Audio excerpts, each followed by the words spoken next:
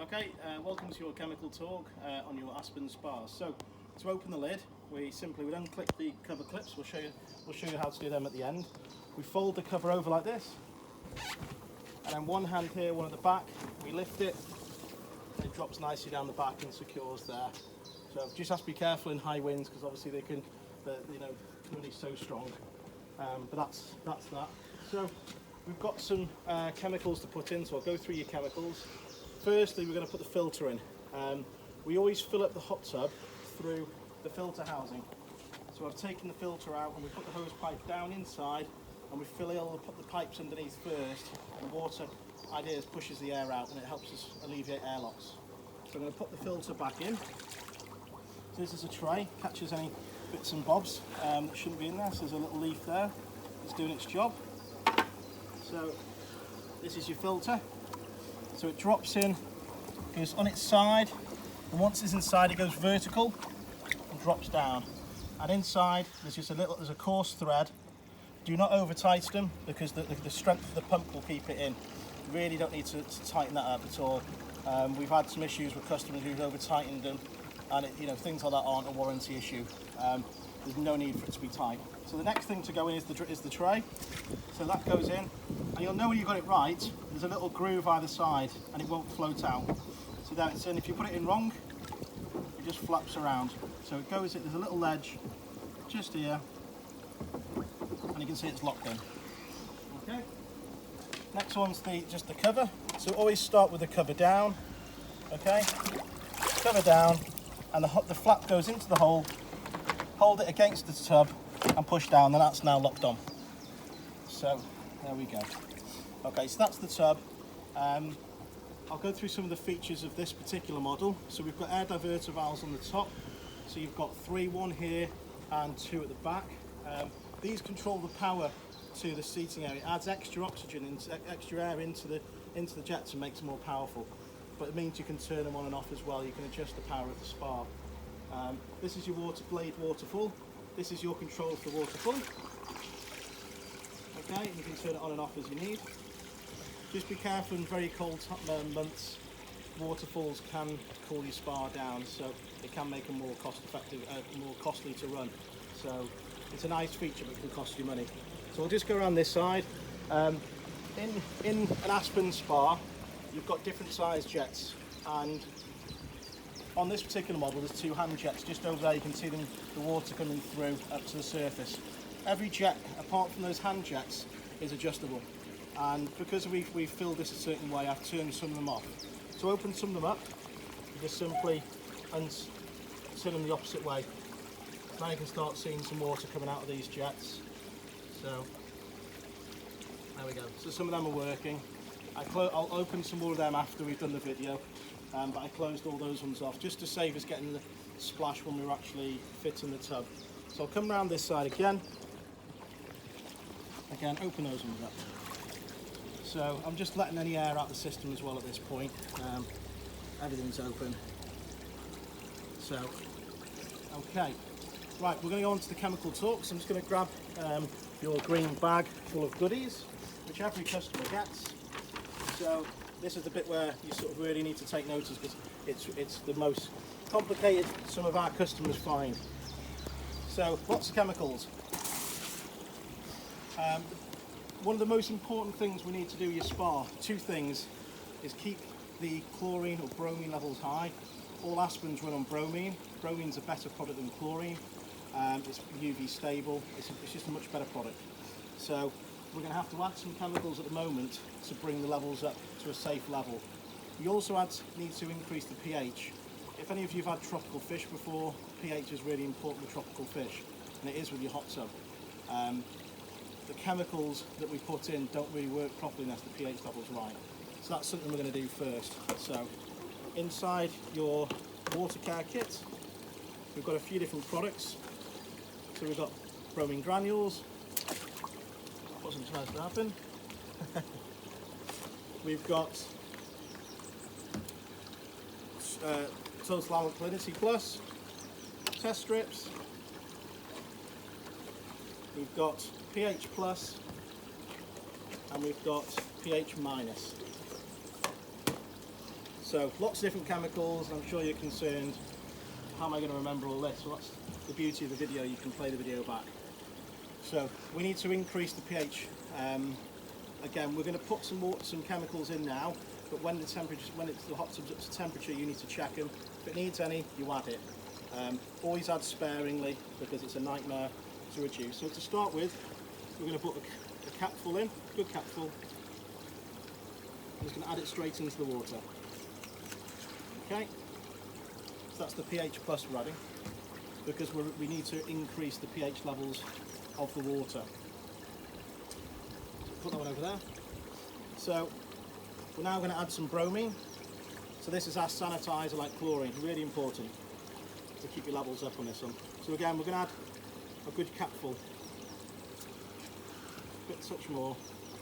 These are initial startup levels, so you don't need to do this all the time, this quantity. You only need to add what it needs to ongoing. So we've now added the baseline chemicals to your hot tub. So when it gets up to temperature, it's going to be not far off. We overdose the bromine at this point, because when it comes from America, you can get some bacteria in the pipe, so the extra bromine is going to help kill any of it. We've got this other product here called Salt Alkalinity Plus. You don't need a lot of it, because we've got quite soft water up in North Wales. But again, a capful of this just help make the levels nice and perfect.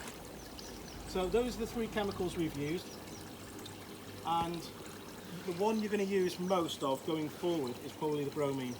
Every time you use the hot tub, you will need to add, once you've finished, you need to add maybe a teaspoonful, just to bring the levels back up. So we've got test strips, and we'll go through test strips shortly. This particular hot tub has got what we call a Frog System fitted. So we'll just get some of the packaging off. The Frog System is an inline chemical feeder. Any of you who have had a hot tub in the past where you've had a floating dispenser, this new system replaces the floating dispenser. The idea is, most people who've had a hot tub before and they've had a floating dispenser will know that they are highly annoying, and wherever you sit they float to you. This is to stop them being thrown out, and so you've always got a constant trickle of chemicals coming in. We stock these in the showroom at all times, and but the key is getting the right levels, and I'll go through that in a minute once we've fitted them.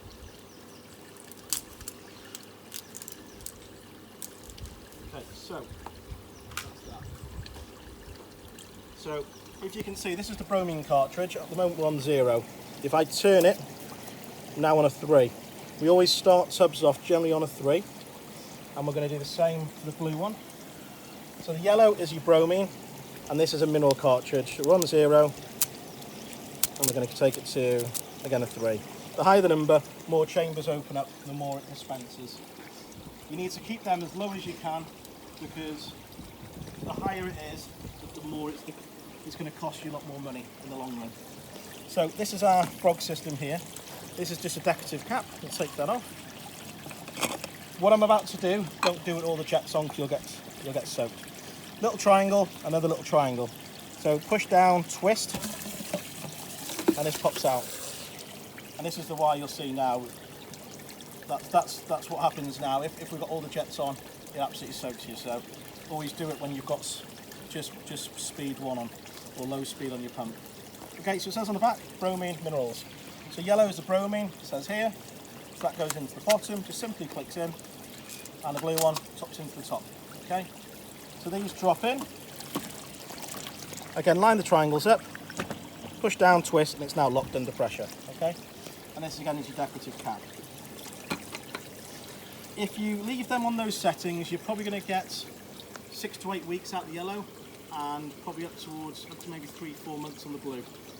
What we recommend on a weekly basis, as part of your weekly regime, is to take them out, let the water drain out, just give them a shake just to see if they're empty or not. If they're empty, obviously replace them. What can happen is customers will use it maybe on a weekend, a hot tub, and then they'll come to it on a Friday, not checked it in the week, and the water's gone murky. That can be the sign that your bromine cartridge has run out halfway through the week. So ensure that's always topped up at all times, okay? So one of the biggest things we get asked for is is the filter. And filters we recommend to be taken out and cleaned once a week, and on a monthly a deep clean. To take the filter out, we turn the hot tub off at the isolation switch, and obviously it kills all the power to the hot tub, and then you do the reverse of what I did before. On a weekly basis, take it out, and with the hose pipe just wash all any debris, visible dirt off, and pop it back in. On a monthly basis, we recommend using a cartridge or filter clean, and this is a liquid degreaser. So this gets rid of all the stuff you can't see to the naked eye. It's really important, and if you follow our guides, you'll get to our mud site filter. We do recommend having a spare filter, so while one's cleaning, the other one can be, so you can still use the tub. To use this product, take the filter out, clean it off with the hose pipe as normal, bucket of warm water.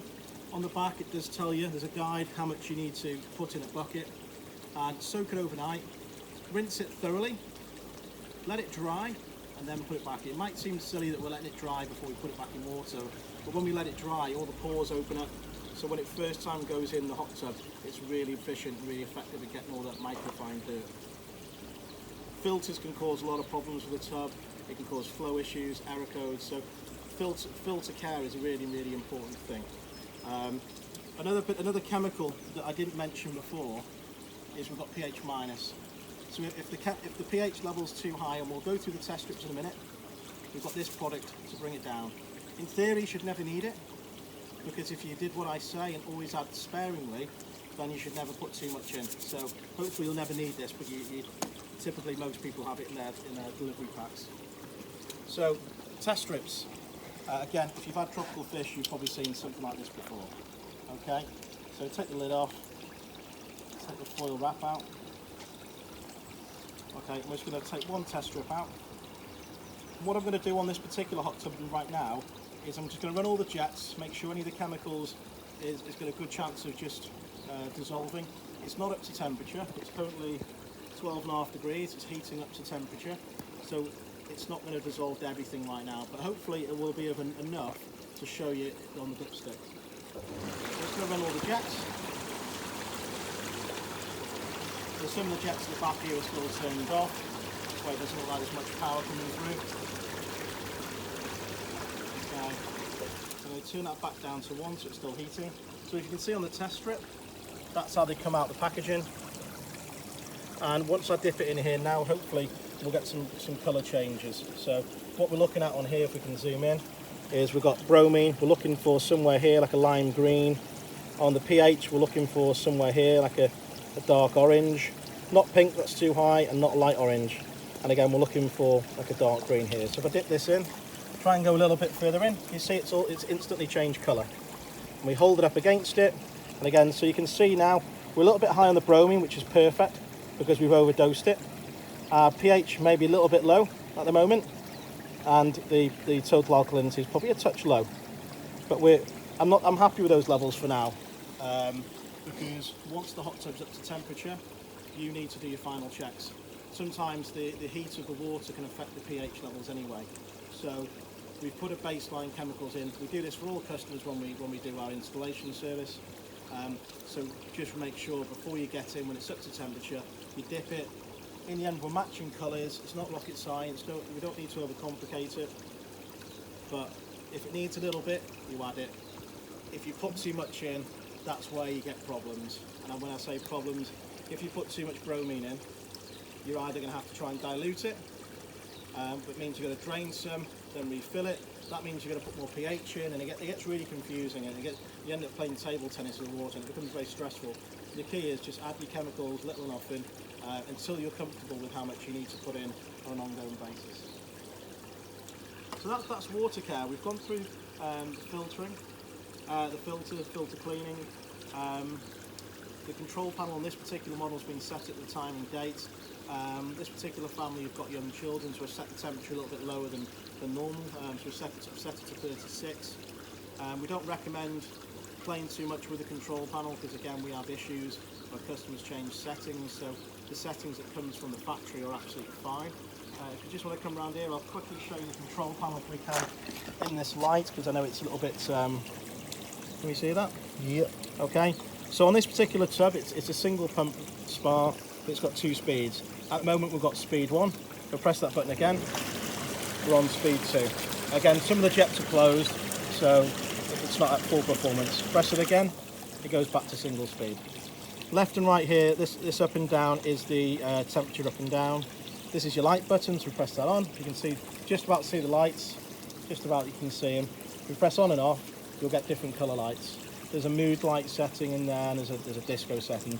But if you turn the lights on and off, you'll access those different colours.